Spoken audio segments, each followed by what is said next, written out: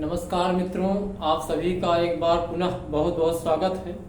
मित्रों, आज का हमारा टॉपिक है उत्तर प्रदेश पीजीटी एग्जाम पर विशेष चर्चा और रणनीति। आज से हम उत्तर प्रदेश में जितने भी टीजीटी और पीजीटी के जितने भी एग्जाम हुए हैं तो उसमें जो आए हुए क्वेश्चंस हैं आज हम उन्हीं से व्याख्या शुरू करेंगे। और आज से हम इस पर एक सीक्वेंस में मतलब ईयर टू ईयर जो भी एग्जाम्स हुए हैं उसमें जो भी क्वेश्चंस आए हुए हैं तो उनकी हम सीक्वेंस में प्रॉपर तरीके से व्याख्या करेंगे। और एक क्वेश्चन में एक प्रश्न में जो चारों ऑप्शन होते हैं उसमें कौन सा सही है उसकी तो हम व्याख्या करेंगे ही करेंगे। और जो तीन आंसर हैं, जो तीन ऑप्शन हैं वो क्यों नहीं है, क्यों सही नहीं है उसकी भी हम चर्चा करेंगे। उस पर भी हम अपना व्याख्यान देंगे।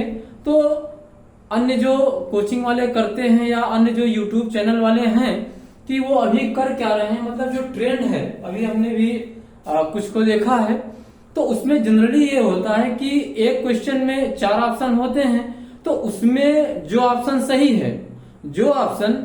है उसकी तो वो व्याख्या करते हैं, लेकिन जो तीन ऑप्शन हैं वो सही क्यों नहीं है, उसके क्या कारण है, उसके क्या तर्क हैं, किस आधार पर मतलब वो सही नहीं है, और जो सही है तो किस आधार पर सही है। तो हम जो सही ऑप्शन है उसकी तो व्याख्या करेंगे ही करेंगे, उसके साथ ही साथ जो तीन ऑप्शन है जो सही नहीं है वो क्यों नहीं सही है उसकी भी हम व्याख्या करेंगे।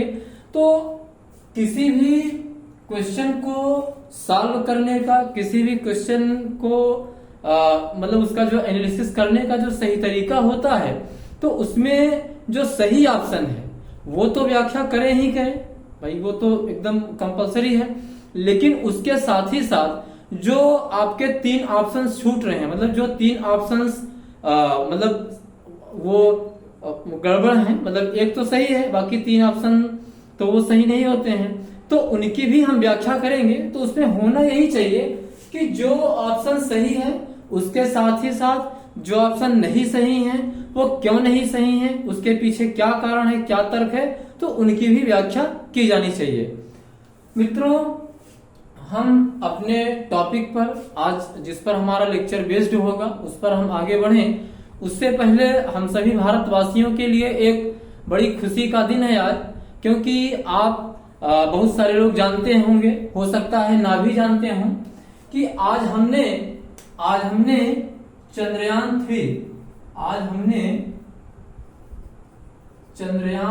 3 जो हमारा मिशन है उसको हमने लॉन्च किया। और इस शुभ अवसर पर हम अपने सभी वैज्ञानिकों को और इस मिशन में लगे हुए सभी लोगों को बहुत बहुत बधाई देते हैं और ईश्वर से ये कामना करते हैं कि हमारा ये मिशन कामयाब हो और हमारा भी देश इस क्षेत्र में एक प्रगति का मतलब जो एक ये पॉइंट है, जो एक मिसाल है वो दुनिया के सामने कायम करे। तो इन्हीं शब्दों के साथ हम आगे बढ़ते हैं। तो मित्रों, आज से हम इसी पर सीरीज शुरू करेंगे और जैसा कि आप सभी लोग जानते होंगे जो न्यूज़पेपर में आ रहा है, मीडिया में चल रहा है इस समय, कि जो उत्तर प्रदेश में जो एक कमीशन जो काफी दिनों से प्रतीक्षित है, मतलब वो उसका वेट किया जा रहा है, उत्तर प्रदेश शिक्षा सेवा आयोग। उत्तर प्रदेश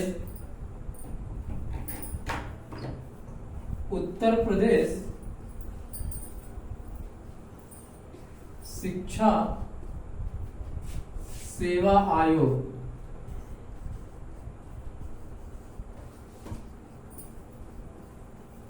तो अभी मीडिया में ये आ रहा है कि 24 जुलाई को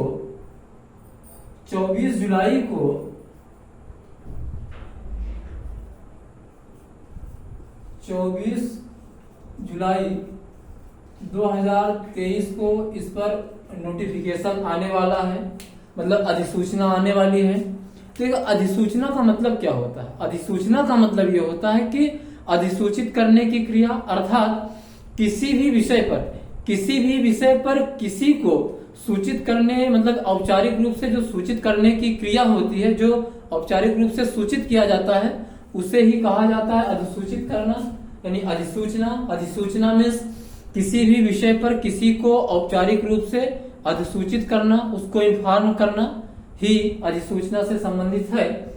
तो 24 जुलाई 2023 को इस पर अधिसूचना आने वाली है और इस कमीशन की बहुत दिनों से प्रतीक्षा की जा रही है। जैसा कि ये सरकार एक नया कमीशन बना रही है, तो खास करके विद्यार्थियों के लिए भाई, क्योंकि जब ये कमीशन आएगा उसी के बाद जो भर्ती की प्रक्रिया है वो आगे बढ़ेगी।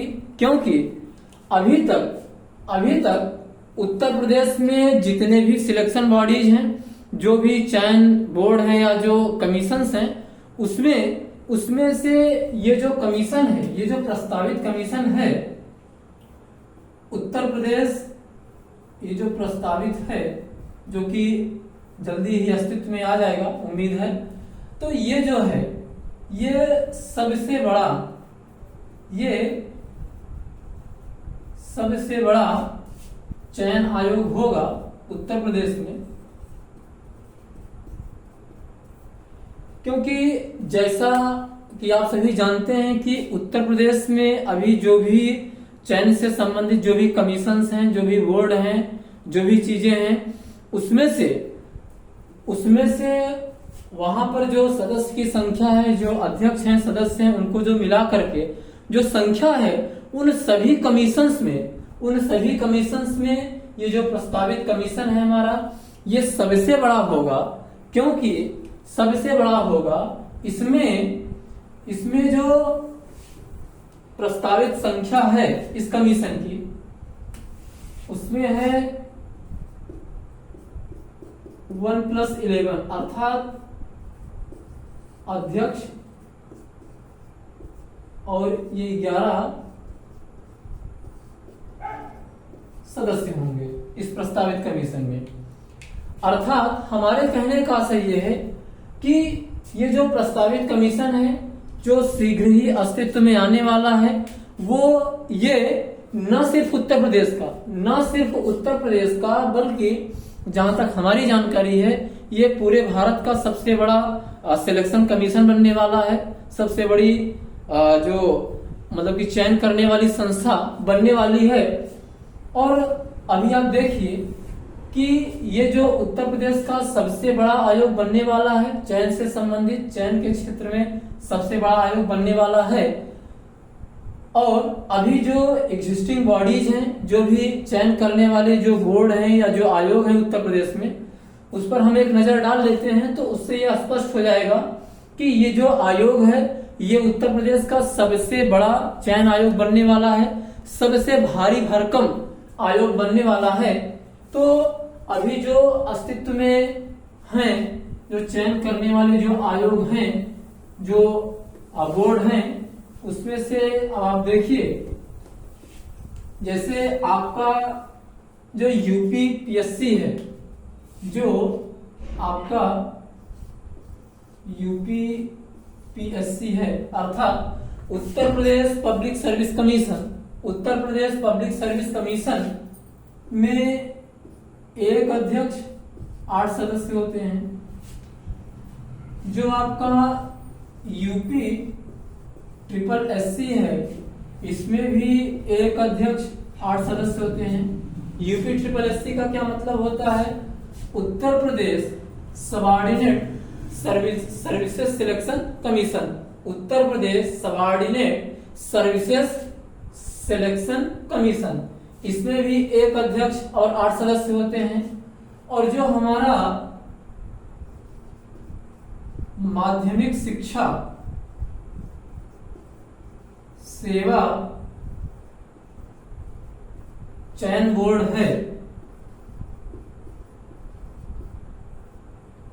जो माध्यमिक शिक्षा सेवा चयन बोर्ड है, इसमें एक अध्यक्ष 10 सदस्य होते हैं। और जो हमारा यूपीएचईएससी है, अर्थात Uttar Pradesh higher education services commission, इसमें एक अध्यक्ष 6 सदस्य होते हैं। तो ये जितने भी ये चयन बोर्ड हैं, सिलेक्शन कमीशंस हैं, तो उत्तर प्रदेश में ये अभी मौजूदा संस्थाएं हैं जो विभिन्न क्षेत्रों में सदस्यों के चयन का कार्य करती हैं। भाई ये ऑफिशियल जो ऑफिसर लोग हैं, जो कि अधिकारी रैंक की पोस्ट है, उस संबंध में सदस्यों का चयन करते हैं। ये उत्तर प्रदेश में जो सी और डी ग्रेड की वैकेंसी है, ये जो सी और डी ग्रेड की वैकेंसी है, उनके सदस्यों के चयन का कार्य करती है।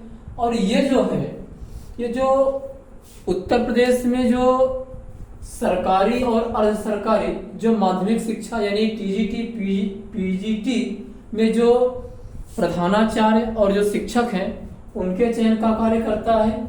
और ये उत्तर प्रदेश में जो हायर एजुकेशन अर्थात जो डिग्री कॉलेजेस हैं, जो अर्ध सरकारी डिग्री कॉलेजेस हैं, गवर्नमेंट जो जीडीसी गवर्नमेंट डिग्री कॉलेज हैं, उनको नहीं, गवर्नमेंट डिग्री कॉलेज में तो जो प्रोफेसर्स हैं उनके सिलेक्शन का कार्य यूपीपीएससी के माध्यम से होता है। लेकिन उत्तर प्रदेश में जो अर्ध सरकारी जो डिग्री कॉलेजेस हैं, तो उनमें प्राचार्य और जो प्रोफेसर हैं, मतलब जो असिस्टेंट प्रोफेसर हैं, प्राचार्य और असिस्टेंट प्रोफेसर के चयन का कार्य यह संस्था करती है। तो उत्तर प्रदेश में इतनी संस्थाएं हैं जो भी इसमें एग्जिस्ट कर रही हैं, जो विद्यमान हैं, जिनका अस्तित्व है। तो उत्तर प्रदेश सरकार ये कर रही है कि इन सारे कमीशंस को खत्म करके, इसको छोड़ करके और इसको छोड़ करके, इनको छोड़ करके बाकी ये कमीशन है, ये है, और भी मतलब जो है इनको छोड़ करके बाकी ये है। और जो प्राइमरी एजुकेशन में जो मतलब जो अध्यापक हैं, उनके जो चयन का कार्य करने वाली संस्था है, तो उन सबको मिला करके, इन सबको खत्म करके एक नया आयोग यानी उत्तर प्रदेश शिक्षा सेवा आयोग का गठन प्रस्तावित है, जो शीघ्र ही अस्तित्व में आ जाएगा। और जो उत्तर प्रदेश शिक्षा सेवा आयोग है, ये प्राइमरी एजुकेशन से लेकर के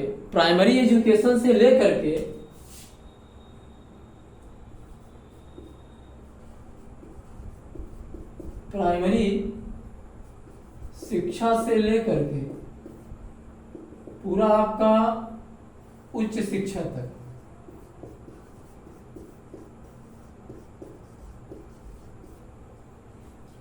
अब देखिए इसमें आपका प्राइमरी एजुकेशन आ जाएगा, फिर जो अपर प्राइमरी है वो आ जाएगा, फिर आपकी जो टेक्निकल एजुकेशन है, जो प्राविधिक क्षेत्र है, व्यवसायिक क्षेत्र है, फिर आपका उसमें आपका जो ये माध्यमिक शिक्षा सेवा वाला जो एरिया होता है वो, और फिर आपका हायर एजुकेशन। तो ये जो उत्तर प्रदेश शिक्षा सेवा आयोग है, इसमें यानी ये जो संस्था होगी, ये जो अस्तित्व में आने वाली है, तो ये प्राइमरी से लेकर के हायर एजुकेशन तक जो टीचर हैं, असिस्टेंट प्रोफेसर हैं, प्राचार्य हैं, प्रधानाचार्य हैं, सबके चयन का कार्य ये संस्था करेगी। तो इसका यही काम है। और ये संस्था जो बनने वाली है, ये उत्तर प्रदेश का सबसे बड़ा कमीशन होगा, बड़ा भारी भरकम कमीशन होगा। अब निर्भर यह करता है, अब बात यह मतलब कि जो मेन पॉइंट है वो ये है कि भाई एक बड़ा कमीशन बनाया जा रहा है, अच्छी बात है। अब असल मुद्दा ये आ जाता है कि ये कमीशन जो बड़ा भारी भरकम कमीशन होने वाला है, तो ये अपने कार्य से, अपनी कार्य प्रणाली से ये क्या मैसेज देता है, जिस प्रकार की उम्मीद की जा रही है कि क्या आने वाली भर्तियां ट्रांसपेरेंट होगी, पारदर्शी होंगी, निष्पक्ष तरीके से होंगी, टाइम बाउंड मैनर में होंगी। तो अगर ये आयोग ये कार्य कर सका, तब तो वो अपनी एक अलग इमेज, अपनी एक अलग प्रतिष्ठा, अपनी एक अलग जो छवि है वो विद्यार्थियों के बीच मेंटेन कर पाएगा। अदरवाइज जो अन्य संस्थाएं हैं जिस प्रकार से कार्य कर रही हैं, लेट लतीफी है, ये है, तमाम सारी चीजें हैं, तमाम सारे क्वेश्चन मार्क्स हैं, तो अगर ये नहीं कर पाए तो ये कमीशन भी ठीक इसी लाइन में खड़ा हुआ दिखाई पड़ेगा। तो हम उम्मीद करते हैं कि भाई एक नया कमीशन है तो उसकी एक नई कार्य प्रणाली होगी, नई तरीके से वो कार्य करेगा और सदस्यों को एक नया मैसेज देगा और वो अपनी एक नई छवि स्थापित करेगा, हम ऐसी उम्मीद करते हैं। चलिए जो भी है वो समय बताएगा कि ये उम्मीदों पर कितना खरा उतरते हैं, ये जिस उद्देश्य के लिए आए हैं क्या उस उद्देश्य को उसी भावना और उसी स्पिरिट से पूरी कर पा रहे हैं कि नहीं कर पा रहे हैं। तो इसको हम आप समय पर छोड़ देते हैं, अभी इस पर और ज्यादा कुछ नहीं कहा जा सकता है। तो चलिए आगे हम आते हैं कि जो टीजीटी का जो एग्जाम है, जो मोस्ट प्रोबेबल अक्टूबर बटे नवंबर में संभावना है कि हो जाएगा। मोस्ट प्रोबेबल यानी बहुत ज्यादा संभावना है कि टीजीटी पीजीटी का जो एग्जाम है वो अक्टूबर बटे नवंबर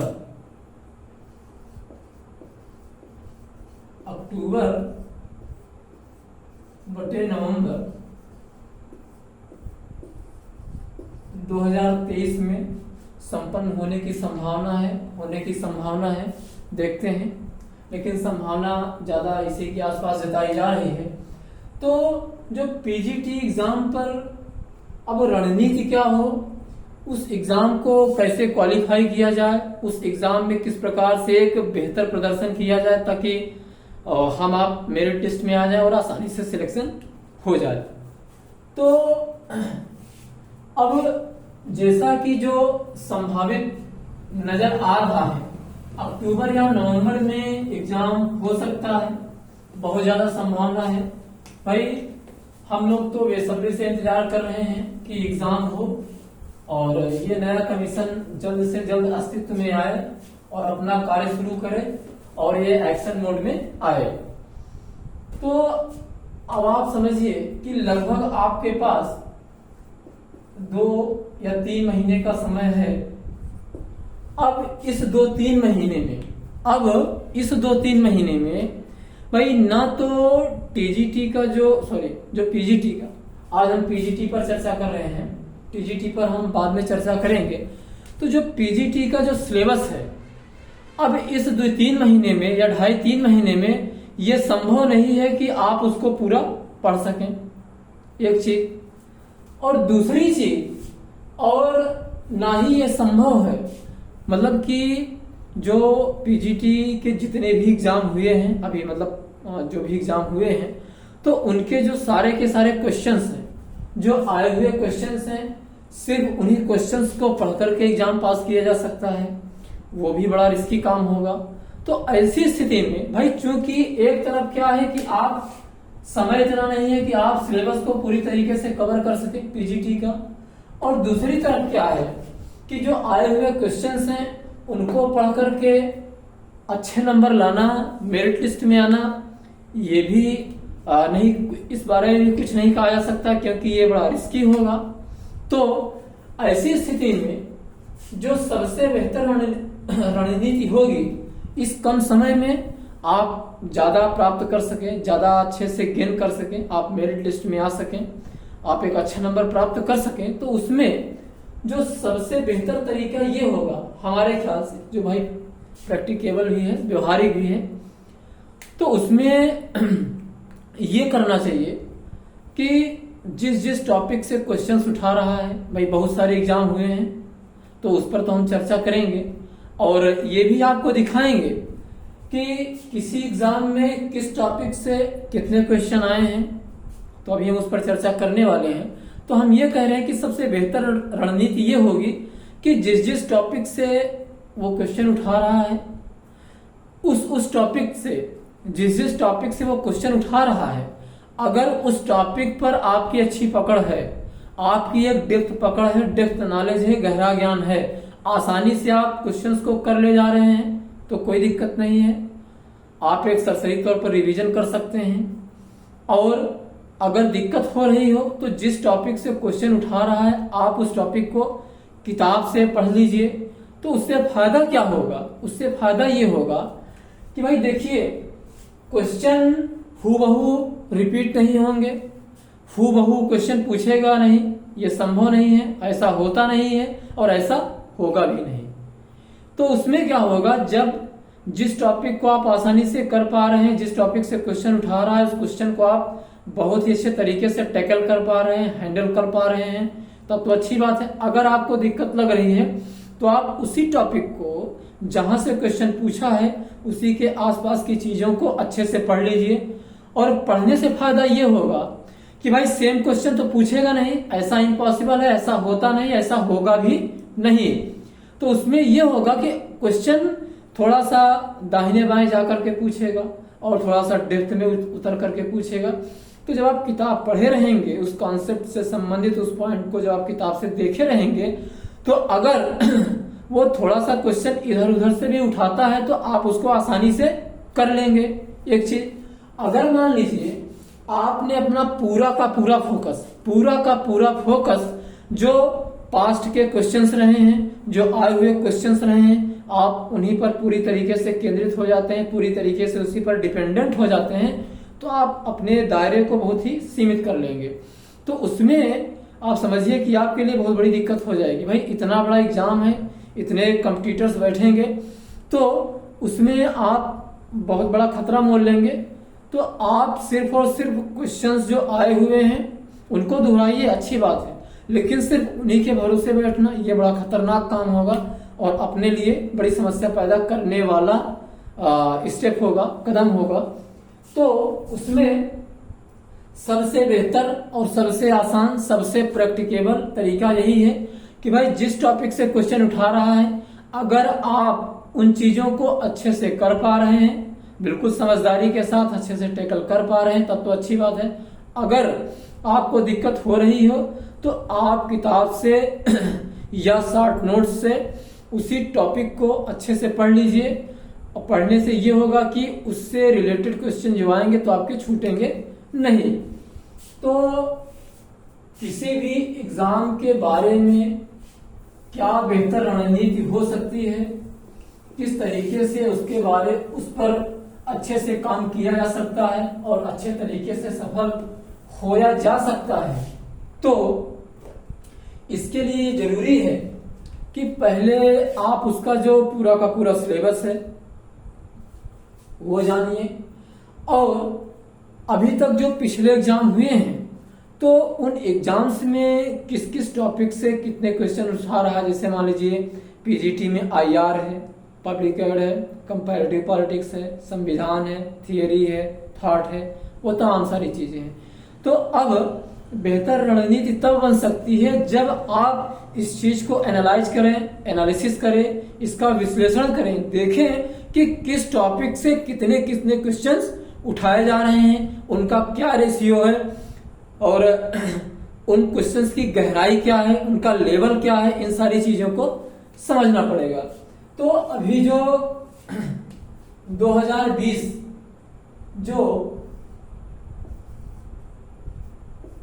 पीजीटी 2020 की वैकेंसी आई थी और अगस्त 2021 में उसका एग्जाम हुआ था, तो वो एग्जाम हमने भी दिया था, हमने इंटरव्यू भी दिया था। और लेकिन जैसा कि आप सभी जानते हैं कि जो उत्तर प्रदेश माध्यमिक शिक्षा सेवा चयन बोर्ड है, तो इसमें कुछ चीजें होती हैं कि आपको इनफॉर्मल वे में करनी पड़ती हैं, कुछ एक्स्ट्रा करनी पड़ती हैं, वो हमने नहीं किया, अदरवाइज स्थिति दूसरी होती। खैर चलिए जो भी बात है, तो हमने भी इसका इंटरव्यू दिया था। तो उस क्वेश्चन पेपर को मैंने एनालाइज किया, देखा कि किस टॉपिक से कितने कितने क्वेश्चंस उठाए हैं। तो उसमें हमने ये देखा कि जो क्वेश्चंस इन्होंने उठाए हैं, पीजीटी 2020 की जो वैकेंसी थी, अगस्त 2021 में एग्जाम हुआ था, तो जो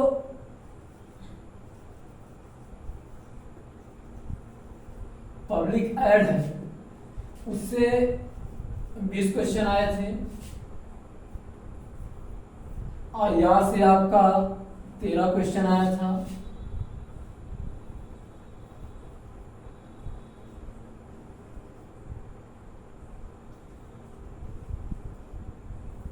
ऑर्गेनाइजेशन से 10 क्वेश्चन आए थे। देखिए जो ऑर्गेनाइजेशन है ना, ये आईआर का ही पार्ट है, वो तो हमने सुविधा के लिहाज से उसको मतलब कि अलग कर दिया। और जो थियरी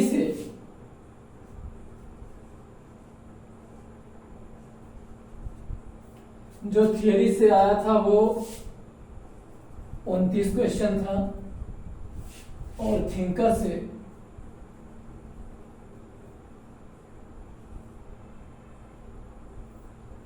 से आया था 22 क्वेश्चन, कंपैरेटिव पॉलिटिक्स से आया था 8 क्वेश्चन, और कॉन्स्टिट्यूशन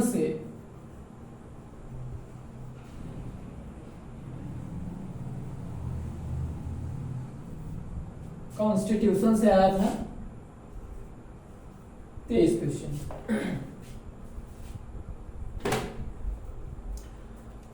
तो पीजीटी 2020 की जो वैकेंसी थी, अगस्त 2021 में एग्जाम हुआ था, और अक्टूबर नवंबर में रिजल्ट आया था, और उसके बाद कैंडिडेट की ज्वाइनिंग हो गई। तो उसमें जो हमने एनालिसिस किया और ये पाया कि पब्लिक एड से 20 क्वेश्चन आए थे, आईआर प्लस ऑर्गेनाइजेशन, आईआर से 13, ऑर्गेनाइजेशन से 10, और थियरी से 29 क्वेश्चन आए थे।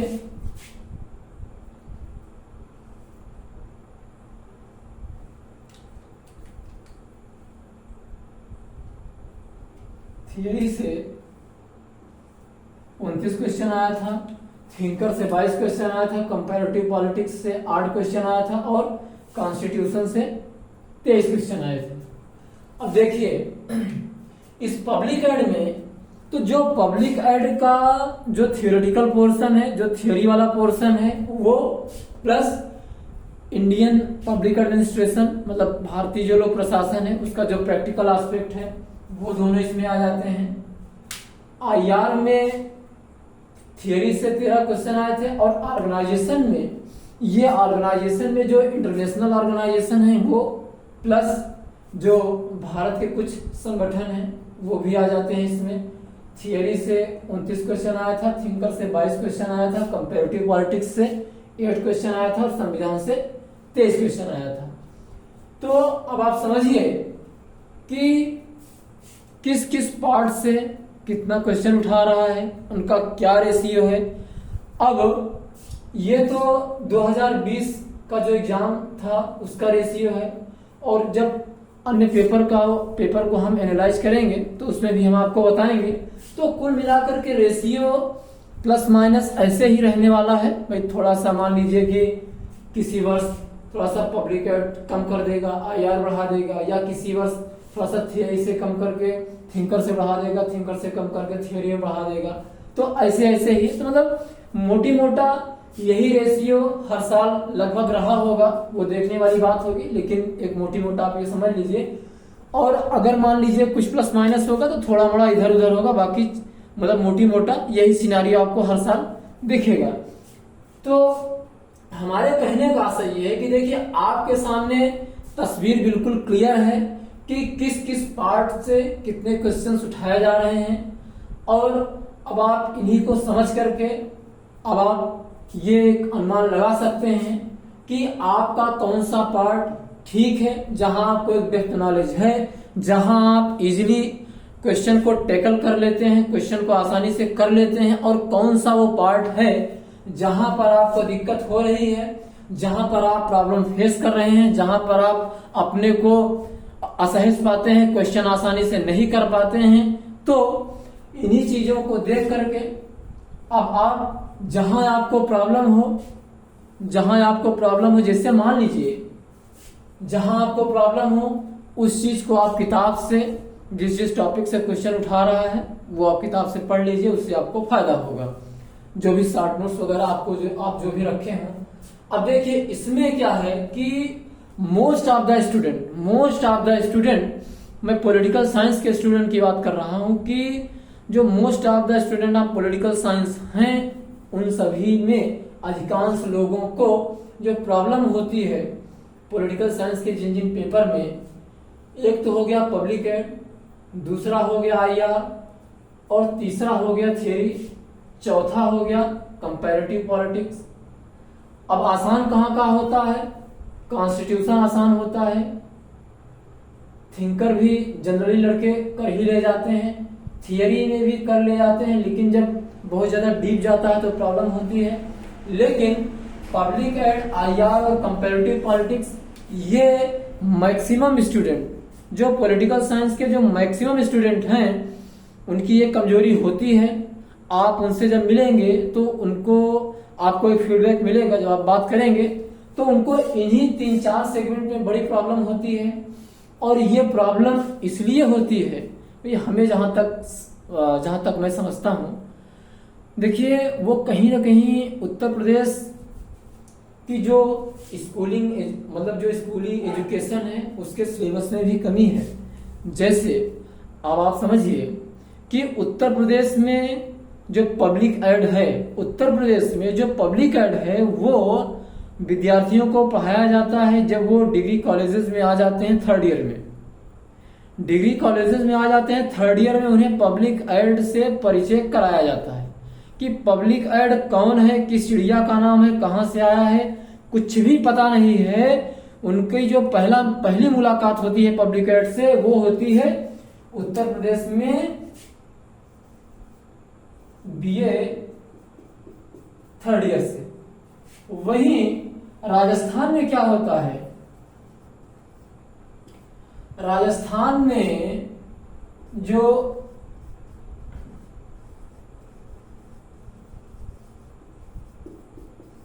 इंटरमीडिएट के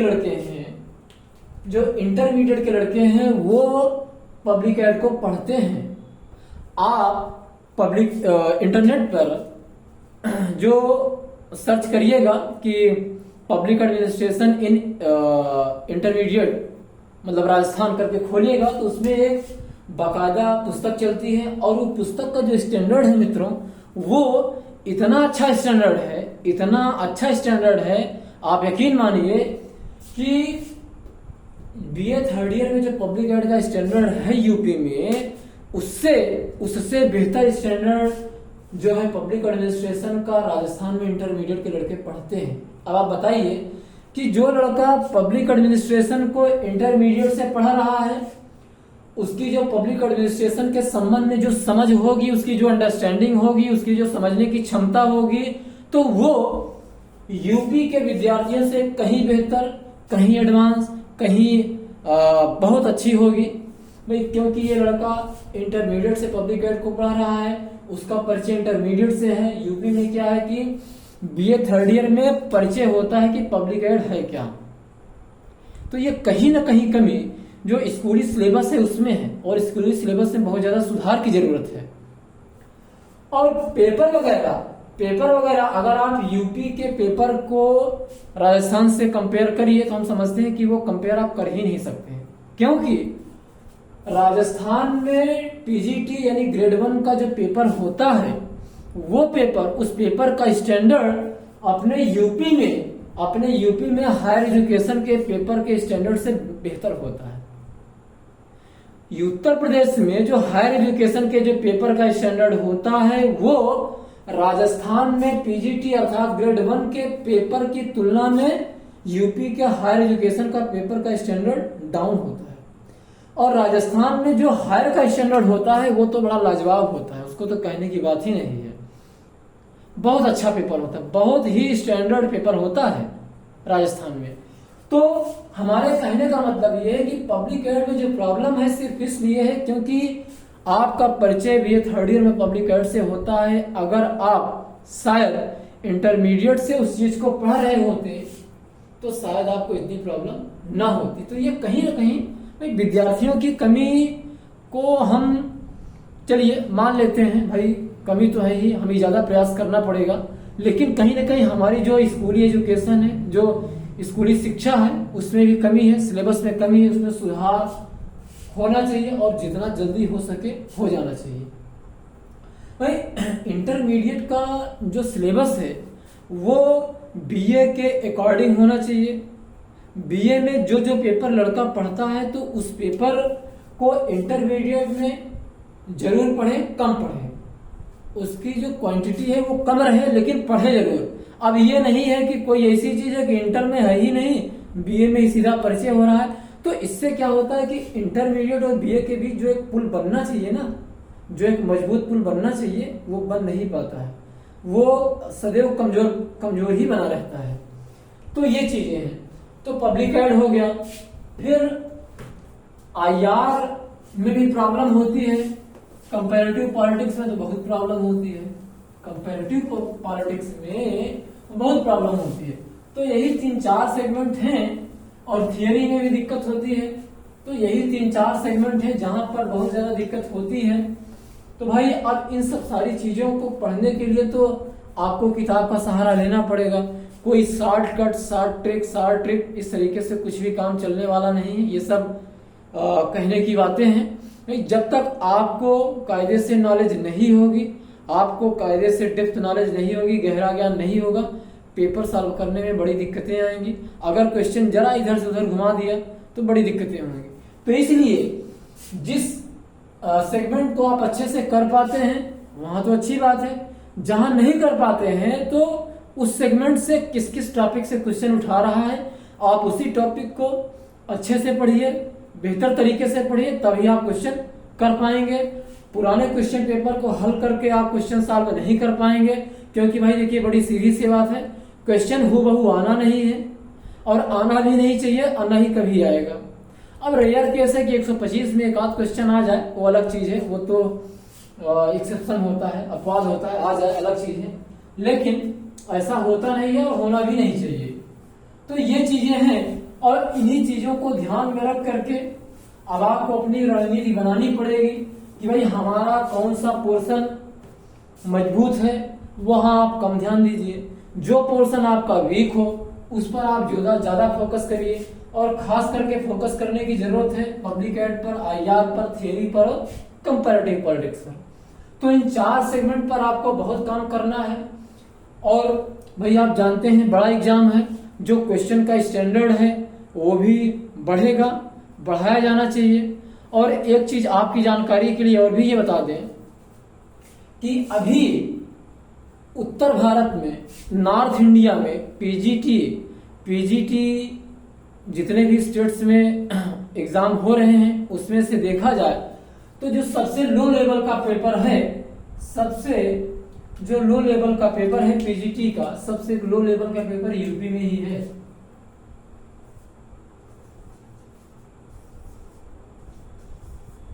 जो सबसे लो लेवल है पीजीटी का वो यूपी में ही है।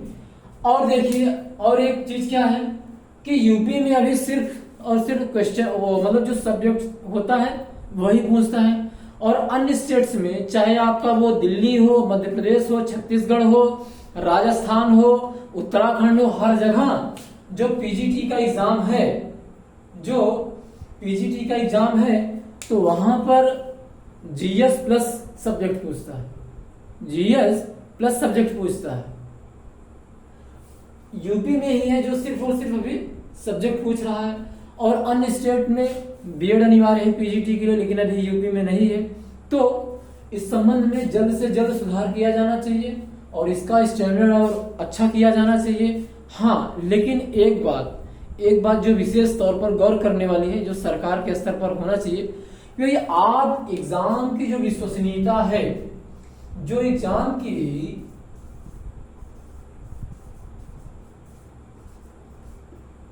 विश्वसनीयता है, आप उसको सुनिश्चित करिए। एग्जाम विश्वसनीय हो, ट्रांसपेरेंट हो, शिकायत ना हो, पेपर लीक ना हो, वो तमाम सारी चीजें नहीं होनी चाहिए। तो ये चीजें हैं। पेपर आप खूब कठिन कराइए, खूब कठिन एग्जाम लीजिए, लेकिन एग्जाम विश्वसनीय हो, ट्रांसपेरेंट हो, मतलब किसी भी प्रकार की शिकायत ना हो, ये होना चाहिए। और हम नए कमीशन से उम्मीद करते हैं कि ऐसा होगा।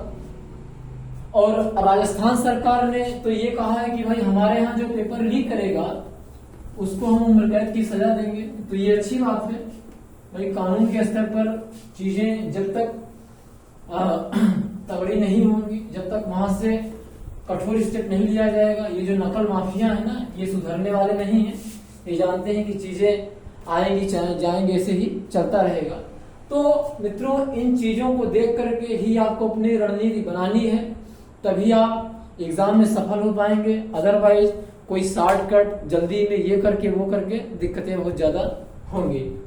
और क्वेश्चन पेपर जो है उसको मैं सॉल्व कल से कराऊंगा। आज मैं 2 क्वेश्चन आपके सामने रख रहा हूं, उसकी व्याख्या करूंगा और इन दोनों क्वेश्चन को हम फिर बाद में व्याख्या करेंगे, लेकिन अभी एक उदाहरण के तौर पर उसको हम रखते हैं। देखिए कि जो पीसीटी का एग्जाम हुआ था, हमारी जो सीरीज थी वो सी है, तो इसमें जो क्वेश्चन पूछा था, क्वेश्चन नंबर 5 जो था, क्वेश्चन नंबर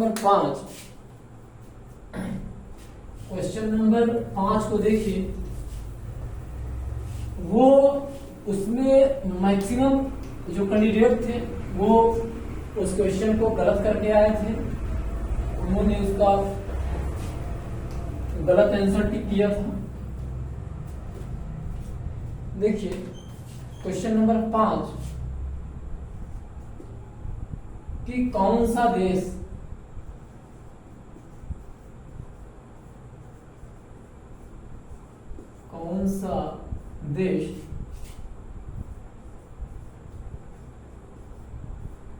सेंटो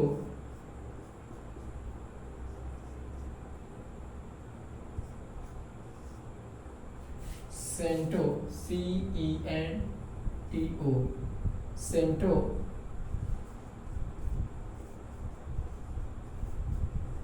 का सदस्य नहीं था। यह है क्वेश्चन नंबर 5। ऑप्शन ए है यूएसए, ऑप्शन बी है यूके यानी यूनाइटेड किंगडम, ऑप्शन सी है तुर्की, ऑप्शन डी है पाकिस्तान।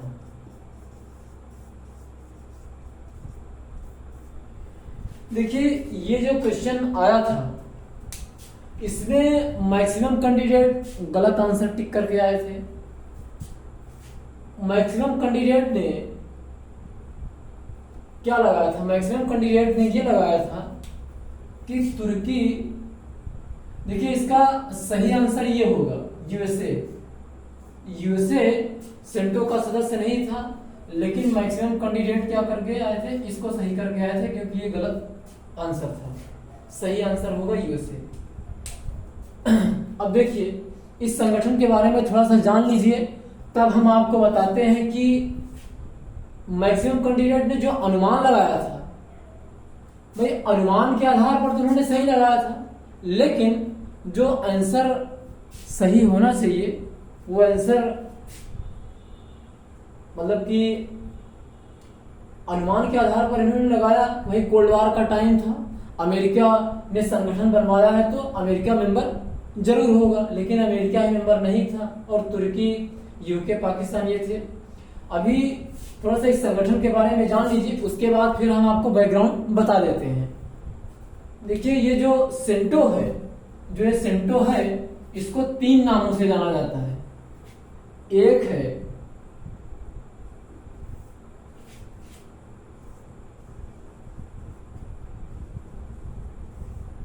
सेंट्रल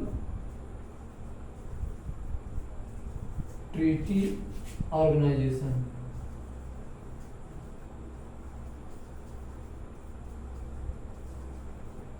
एक नाम इसका ये था। इसका जो दूसरा नाम था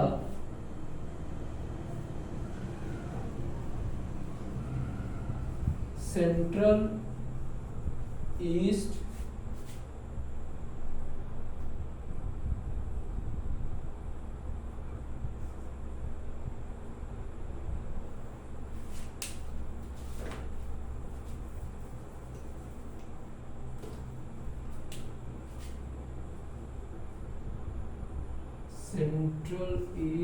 AS, oh sorry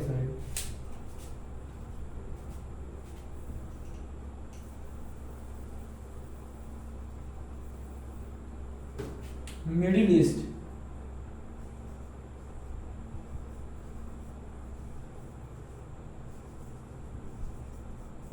middle east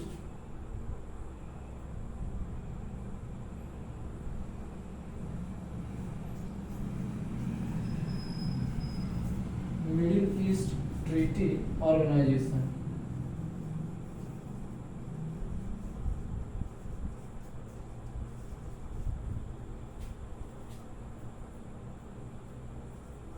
और इसका जो तीसरा नाम था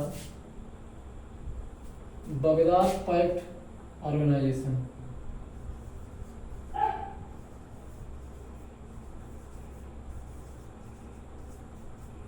बगदाद पैक्ट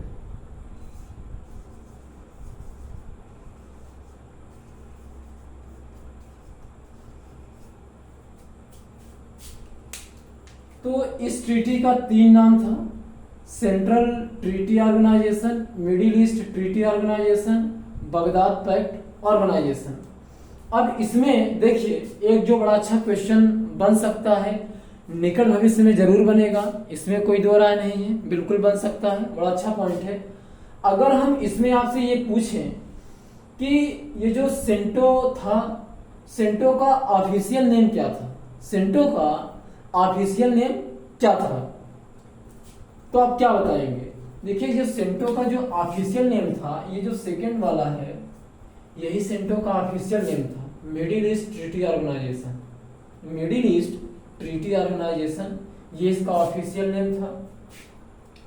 और ये जो संगठन है, ये संगठन बना था 1955 में और 1979 तक ये अस्तित्व में रहा, ये मतलब इसका टाइम पीरियड है। और इसके जो सदस्य थे, इसके जो सदस्य थे हमारा पड़ोसी पाकिस्तान,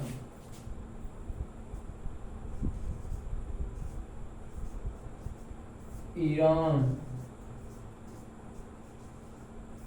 इराक,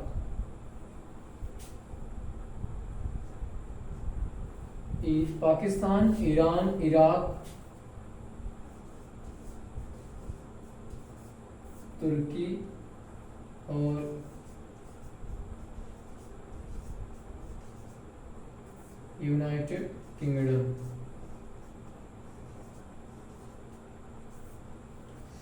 तो ये इसके सदस्य देश थे, पाकिस्तान, ईरान, इराक, तुर्की, यूनाइटेड किंगडम। तो यहां पूछा क्या था कि कौन सदस्य नहीं था, तो ये इसके 3 नाम थे इस ट्रीटी के।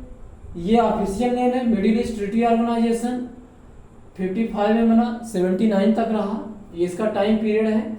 और इसके सदस्य थे पाकिस्तान, ईरान, इराक, तुर्की, यूनाइटेड किंगडम। अब अधिकांश सदस्यों ने यूएसए लगाया था, अधिकांश सदस्यों ने अधिकांश सदस्यों ने यह तुर्की लगाया था। अधिकांश सदस्यों ने लगाया किसको? तुर्की को सही किया था। और जबकि सही ऑप्शन क्या है? यूएसए। अब मतलब कि जो कैंडिडेट थे उन्होंने क्या सोचा? उन्होंने ये सोचा भाई ये पूरा का पूरा जो कोल्ड वॉर का टाइम है, आप अच्छे से जानते हैं कि एक तरफ यूएसए था, एक तरफ यूएसएसआर था। तो कैंडिडेट ने ये सोचा कि भाई चूंकि ये कोल्ड वॉर का टाइम है, अमेरिका पूंजीवादी धड़े का नेतृत्व कर रहा है, तो अमेरिका ने संगठन बनवाया है, यूके भी इसका मेंबर है, पाकिस्तान है, अमेरिका ने संगठन बनवाया। तो लोगों को ये लगा कि भाई सेंटो कोल्ड वॉर के टाइम में बना है, तो ऐसा कैसे संभव है, ऐसा कैसे संभव है कि अमेरिका उसका सदस्य न हो। अमेरिका भाई कोल्ड वॉर के टाइम में संगठन बना है, और कोल्ड वॉर के टाइम में संगठन बना है और अमेरिका ही उसका नेतृत्व कर रहा है उस पूरी की पूरी जो वैचारिक लड़ाई है, तो अमेरिका इसका सदस्य नहीं होगा ऐसा इम्पॉसिबल है, मतलब अमेरिका इसका सदस्य जरूर होगा, इसमें कोई दो राय नहीं है। तो इसी आधार पर क्या किया कि ज्यादातर सदस्यों ने यह लगाया कि तुर्की इसका सदस्य नहीं था। ज्यादातर ने यह लगा दिया कि तुर्की इसका सदस्य नहीं था, लेकिन सही आंसर क्या था? सही आंसर था कि यूएसए सदस्य नहीं था, तुर्की तो इसका सदस्य था। तो कहने का मतलब हमारा यह है कि देखिए भाई, चीजें अनुमान से नहीं होती हैं। चीजों को सही करने के लिए, आंसर को सही करने के लिए, क्वेश्चन को सही करने के लिए, सही आंसर को टिक करने के लिए आपको क्लियर कट नॉलेज होनी चाहिए। चाहे वो फैक्चुअल क्वेश्चन हो, चाहे वो कॉन्सेप्चुअल क्वेश्चन हो, अगर आपको सही जानकारी है, आपको बेहतर जानकारी है, तभी आप कर पाएंगे। अदरवाइज एग्जाम हॉल में, अगर एग्जाम हॉल में एक बार कंफ्यूजन पैदा हो गया तो जान लीजिए कि फिर उस एग्जाम में जब तक आप एग्जाम हॉल के बाहर नहीं आएंगे, कंफ्यूजन आपका दूर नहीं होगा। अगर एक बार कंफ्यूजन आ गया तो फिर कंफ्यूजन बना ही रहता है। वो कंफ्यूजन तभी दूर होगा जब आप एग्जाम हॉल से बाहर आएंगे। तो इसलिए आप चीजों को बेहतर तरीके से पढ़ें, बेहतर तरीके से समझें, बहुत ही गहराई से समझें, तभी आप सही आंसर कर पाएंगे। अदरवाइज बस जो बहुत ही सीधे क्वेश्चन होंगे उसको भी आप गलत करके चले आएंगे। क्योंकि कोल्ड वॉर का टाइम था, अमेरिका ग्रुप का नेतृत्व कर रहा था, तो सबको लगा कि भाई अमेरिका लीड कर रहा है ग्रुप को, अमेरिका ने संगठन को बनवाया है, तो ये कैसे हो सकता है कि अमेरिका ही उसका सदस्य ना हो। तो इसी आधार पर क्या किया कि सबने ये सोचा भाई अमेरिका जरूर सदस्य रहा होगा, तो इसलिए कौन सदस्य नहीं था, तो तुर्की को मैक्सिमम कैंडिडेट ने लगा दिया। लेकिन उसका आंसर बिल्कुल जस्ट अपोजिट था कि जो देश लीड कर रहा था उस पूरी की पूरी वैचारिक जो लड़ाई थी, जो आइडियोलॉजिकल वार था, जो आइडियोलॉजिकल टेंशन थी, जो उसको लीड कर रहा था, वही उसका सदस्य नहीं था। तो इसलिए चीजों को आप बेहतर समझिए, अच्छे तरीके से समझिए, ताकि कंफ्यूजन पैदा ना हो दिमाग में एग्जाम हॉल में।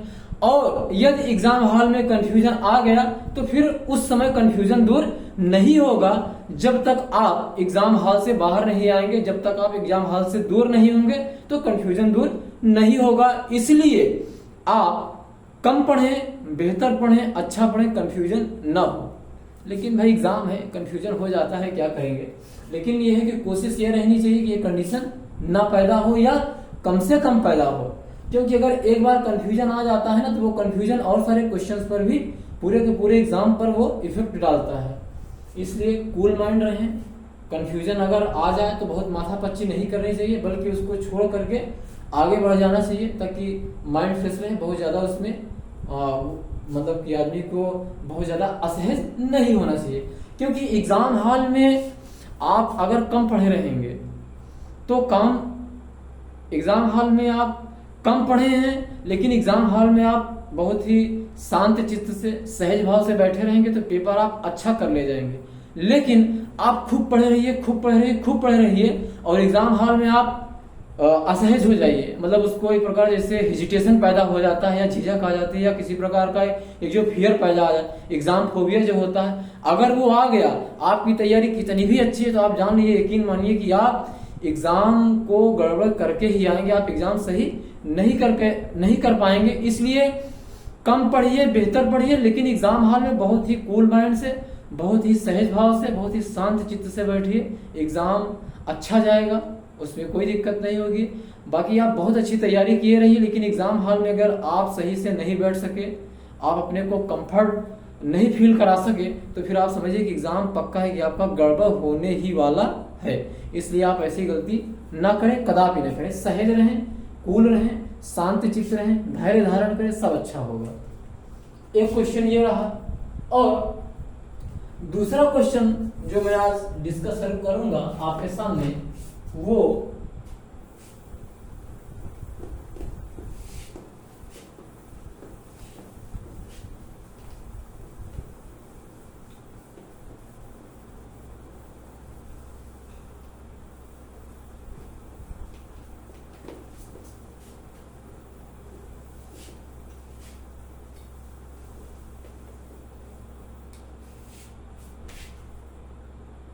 देखिए सीरीज सी जो कि हमारी सीरीज है उसमें क्वेश्चन नंबर 4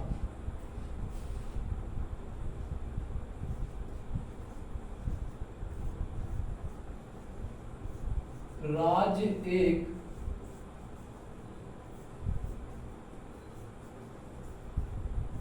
नैतिक संस्था है जो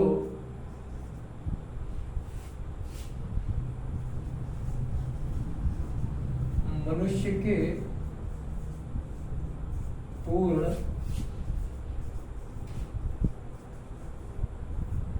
नैतिक विकास के लिए अपरिहार्य है।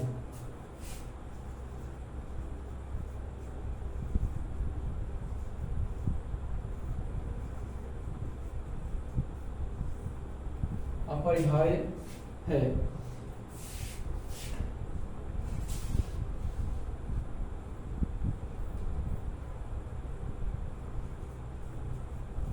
इस कथन का संबंध है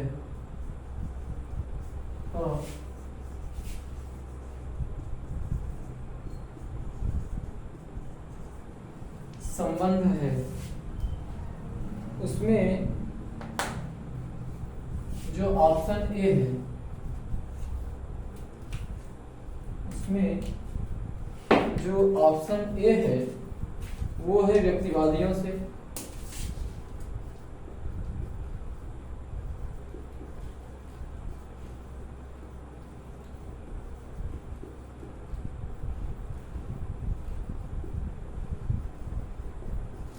बी ऑप्शन है आदर्शवादियों से,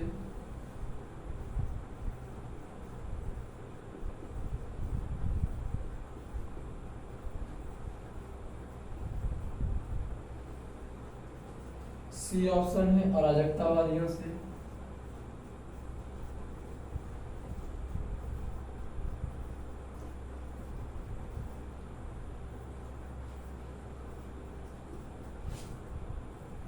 डी है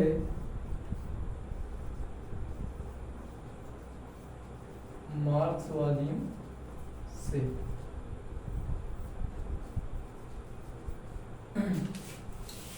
देखिए चौथा क्वेश्चन ये पूछा था कि राज्य एक नैतिक संस्था है जो मानव के पूर्ण नैतिक विकास के लिए अपरिहार्य है, इस कथन का संबंध है, मतलब किससे है। तो इसका जो सही आंसर है क्या है, बी है, आदर्शवादियों से।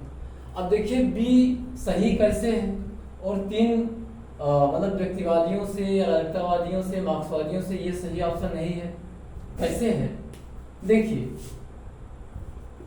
जो व्यक्तिवाद है मतलब जो व्यक्तिवादी हैं ये राज्य को क्या कहते हैं, राज्य को एक मानव निर्मित संस्था मानते हैं।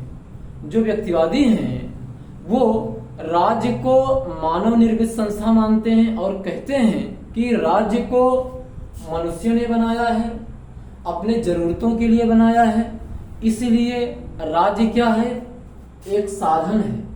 राज्य सिर्फ और सिर्फ एक साधन है, व्यक्तिवादियों ने यह कहा।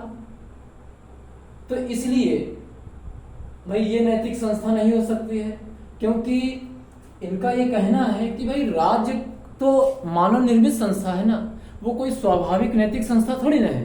भाई राज्य को मनुष्यों ने अपने हितों की पूर्ति के लिए, अपने जरूरतों की पूर्ति के लिए बनाया है, तो राज्य तो एक साधन है, राज्य एक साधन है। अब आदर्शवादियों पर हम बाद में आते हैं। जो अराजकतावादी हैं ये कहते हैं कि भाई राज्य की तो कोई जरूरत ही नहीं। अच्छा हाँ, एक चीज और ध्यान दीजिए कि जो व्यक्तिवादी हैं वो ये कहते हैं ना कि राज्य एक आवश्यक बुराई है। राज्य देखिए बड़ा एक प्रसिद्ध स्टेटमेंट है व्यक्तिवाद के संबंध में कि राज्य एक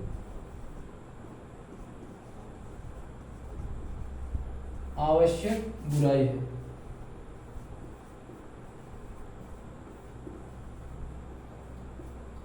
अब आप इसी को तोड़ेंगे तो मतलब कि राज्य बुरा है किंतु आवश्यक है,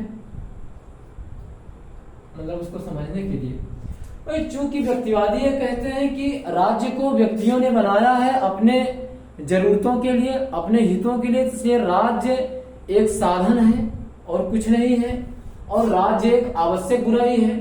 तो भाई देखिए, जो नैतिक संस्था होती है, जो नैतिक संस्था होती है, जो मॉरल संस्था होती है, वो कभी भी बुरी नहीं होती है, क्योंकि एक नैतिक संस्था व्यक्ति को नैतिक रूप से उच्च बनाती है, व्यक्ति के लिए मतलब व्यक्ति के पॉजिटिव मतलब उसके हित में कार्य करती है, उसके हित के लिए होती है।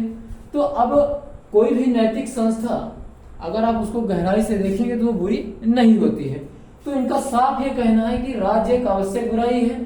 तो इसलिए ये तो ऐसे ही मतलब कट जाता है कि भाई नैतिक संस्था है वो बुरी नहीं हो सकती है, जो नैतिक संस्था होती है वो बुरी नहीं होती है, बल्कि व्यक्तियों के हित में कार्य करती है, व्यक्तियों के लाभ के लिए होती है, व्यक्तियों का हित करना, व्यक्तियों का लाभ करना ही उसका उद्देश्य होता है। तो ये कहते हैं कि राज्य एक आवश्यक बुराई है, राज्य बुराई है, इसलिए राज्य एक नैतिक संस्था ये मानते ही नहीं, इसलिए ये कट जाता है। आदर्शवादियों पर हम बाद में आएंगे।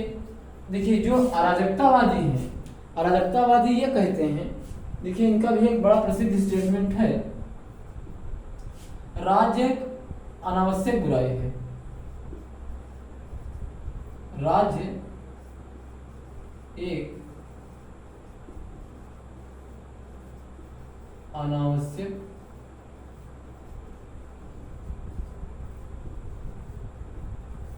व्यक्तिवादियों ने कहा राज्य आवश्यक है किंतु बुरा है। इन्होंने कहा कि राज्य बुरा भी है और अनावश्यक है, मतलब उसकी कोई जरूरत नहीं है, अनावश्यक इस सेंस में है।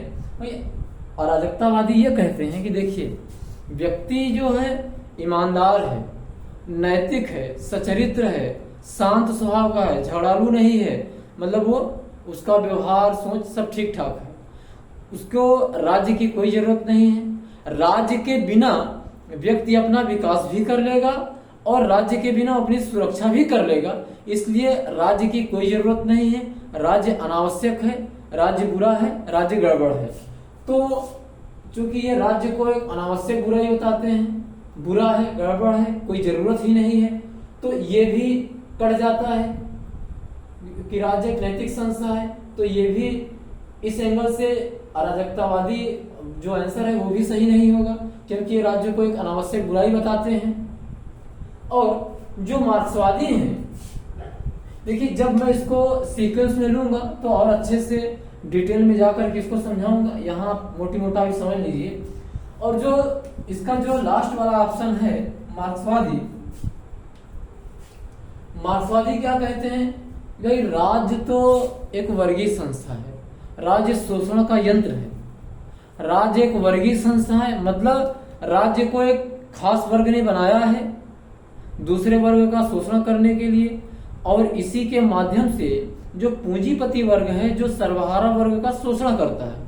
तो अब ये बताइए कि यदि कोई संस्था एक वर्ग के इशारे पर काम करे और दूसरे वर्ग को नुकसान पहुंचाए, तो भाई वो भी नैतिक नहीं हो सकती है, वो भी मतलब ठीक नहीं हो सकती है। तो इसलिए इन्होंने ये कहा कि राज्य एक वर्गीय संस्था है, राज्य शोषण का यंत्र है, राज्य के माध्यम से पूंजीपतियों ने सर्वहारा वर्ग का शोषण किया है। तो इसलिए इस एंगल से भी ये ऑप्शन गलत हो जाता है, क्योंकि कोई भी जो नैतिक संस्था है वो सोसाइटी के हित में कार्य करती है, उसका मोटो सोसाइटी का बेटरमेंट होता है, सोसाइटी को फायदा पहुंचाना होता है। किसी एक वर्ग को फायदा, दूसरे वर्ग को नुकसान, एक वर्ग को फायदा, इस वर्ग को नुकसान, उसका ऐसा कोई उद्देश्य नहीं होता, ऐसा कोई इंटेंशन नहीं होता। इसलिए इस आधार पर भी ये ऑप्शन कट जाता है। तो बचा क्या, आदर्शवाद।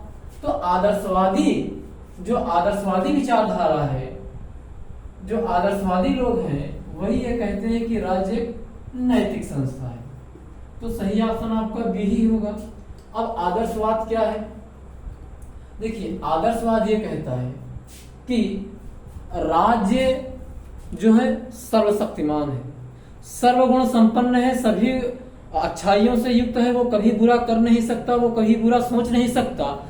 और व्यक्ति का हित, व्यक्ति की स्वतंत्रता, व्यक्ति का नैतिक विकास इसी में है कि वह राज्य की आज्ञाओं का पालन करे, राज्य के सामने अपने को सिरोधार्य कर दे, राज्य के आदेश पर कोई क्वेश्चन मार्क ना पैदा करे, राज्य जो कहे उसे सिरोधार्य करे, बिना क्वेश्चन के फॉलो करे, उसको माने, उसी में व्यक्ति का हित है, उसी में व्यक्ति का नैतिक विकास है।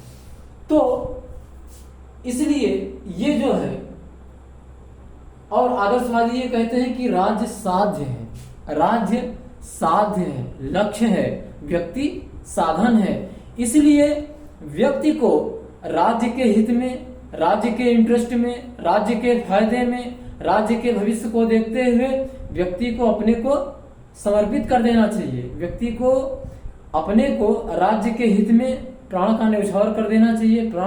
अपने प्राण को न्यौछावर करना राज्य के हित में कोई बुरी बात नहीं है, ये अच्छी बात है। और आपने अरस्तु का नाम सुना होगा, अरस्तु का नाम सुना होगा। भाई आदर्शवाद का जो बीजारोपण होता है वो प्लेटो से होता है, और अरस्तु भी आदर्शवादी ही है, उसको थोड़ा सा सॉफ्ट आइडियलिस्ट बोला जाता है। तो अरस्तु ये कहता है कि जो राज्य है, जो राज्य का उद्भव है, राज्य का उद्भव है, अर्थात आदर्शवादी ये भी कहते हैं कि राज्य एक प्राकृतिक संस्था है, नैसर्गिक संस्था है, स्वाभाविक संस्था है, नैतिक संस्था है, ये मानव निर्मित संस्था नहीं है।